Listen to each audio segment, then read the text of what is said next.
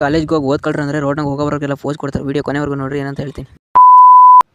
ನಮಸ್ಕಾರ ಗುರು. ಬೆಳಗ್ಗೆದ್ದು ಕುರಿ ಎಲ್ಲ ಹೊರಗಡೆ ಹೊಡೆದ್ಬಿಟ್ಟು ಆಮೇಲೆ ಮಕ್ಕ ತೊಳ್ಕೊಂಡು ಹೊಲ್ತಕ್ಕೋಗಿ ಹಾಲು ತಗೊಂಡು ಸೀದಾ ಅಂಗಡಿ ಕಡೆ ಬಂದೆ. ಅಂಗಡಿ ಬಂದು ಕಸ ಎಲ್ಲ ಗುಡಿಸ್ಬಿಟ್ಟು ಬಾಕಲು ತೆಗೆದ್ಬಿಟ್ಟು 7:30 ತಕ್ಕ ಅಂಗಡಿ ತೆಗಿದ್ದು. ಆಮೇಲೆ ಕೂಲಿಯವ್ರನ್ನ ಬಿಡಬೇಕು ಹೋಗ್ಬಿಡ್ಸಕ್ಕೆ ಅಂತ ಹೇಳ್ಬಿಟ್ಟು ಸೀದಾ ಹೊಲ್ಟೆ ಗಾಡಿ ತಗೊಂಡು ಕೂಲಿಯವ್ರನ್ನೆಲ್ಲ ಬಿಟ್ಟು ಬಂದು ಆಮೇಲೆ ನನ್ನ ತಂಗಿನ ಕಾಲೇಜಿಗೆ ಬಿಡ್ಬೇಕು ಅಂತ ಹೇಳಿ ಬಿಟ್ಟು ಸೀದಾ ಹೊಲ್ದ ಹತ್ರ ಬಂದು ಒಂದು ಕಡೆಯಿಂದ ಬಿಡಿಸ್ಬೇಕಾದ್ರೆ ಒಂದು ಕಡೆಯಿಂದ ನಮಗೆ ತಿಕ್ಕ ಹಾರಾಗ್ತಿರ್ತಾವೆ ಇವು ಅಂತನು.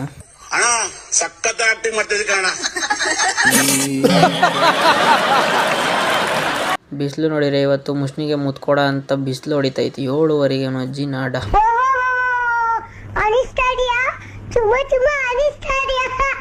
ಆಮೇಲೆ ಪಟ ಹೂವು ಎಲ್ಲ ಬಿಡಿಸಾಕಿ ಮನೆ ಹತ್ರ ಬಂದು ಮಂತಕ್ಕೆ ಬಂದು ಮರಿಗಳಿಗೆಲ್ಲ ಮೇವು ಹಾಕಿ ಕುರಿ ಹೊಡ್ಕೊಂಡು ಹೋಗೋಣ ಅಂತ ಹೊರಟಿದ್ದೆ. ನನ್ನ ಕೈಲಿ ಆಗಲ್ಲ, ಇಷ್ಟೊಂದು ಕುರಿ ಇದಾವೆ ಈಗಲೇ ಕಾಯೋಕ್ಕಾಗಲ್ಲ ಅಂತ ನಾನು ಅನ್ಕೊಂಡ್ರೆ ನಮ್ಮಪ್ಪ ಇನ್ನೂ ಅದ್ರ ಜೊತೆಗೆ 5 ಹೊಸ ಬೇರೆ ತಂದಿರ್ತೇವೆ. ಯಾವ ಅಂತ ತೋರಿಸ್ತೀನಿ ತಾಳ್ರಿ ನಿಮಗೆ.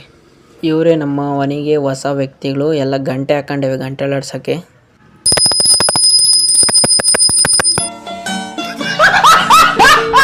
ತಂದು ಗೋಡೆ ಮೇಲೆ ಕಟ್ಟಾಕಿವರಲ್ಲ, ಮೇವು ಯಾರು ಹಾಕ್ತಾರೆ ನಿಮಗೆ? ನಾವೇನು ಬಿಕಾರಿ ನನ್ನ ಮಕ್ಕಳಲ್ಲ, ನಾವು ಕೂಲಿ ಗತಿ ಇಲ್ವಾ? ಲೇ ಬಾ, ನಿಮ್ ಮನೆಗೆ ಬೇಕಾರೆ ಅಕ್ಕಿ ಪಕ್ಕಿ ರಾಗಿ ಬೇಕಾರೆ ತಾಂಡ್ ಕಾಯಿ ಕಿತ್ಕೊಂಡು ಒಂದಿಷ್ಟು ಬಾಳೆಗೊನೆ ಕಿತ್ಕೊಂಡು ಹೋಗು. ನೋಡಿ ನನ್ನ ಮಗ.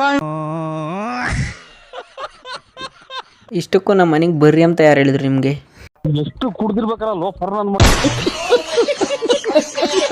ಆಮೇಲೆ ನಮ್ಮ ಅಪ್ಪಂಗೆ ಕುರಿ ಹೊಡ್ಕೊಂಡು ಕೊಟ್ಬಿಟ್ಟು ನಮ್ಮ ಸುಜಿನ ಕಾಲೇಜಿಗೆ ಕಳಿಸಿದ್ರೆ ಓದ್ಕೊಂಬಕ್ಕೆ ಅಂತ ಹೇಳಿ ಅಲ್ಲಿ ಕೂಕೊಂಡು ಅಲ್ಟೆ ಹೊಡ್ಕೊಂಬರ್ತಾನೆ. ಒಂದು ಸ್ವಲ್ಪ ಕ್ಲಾಸ್ ತಗೊಳ್ರಿ.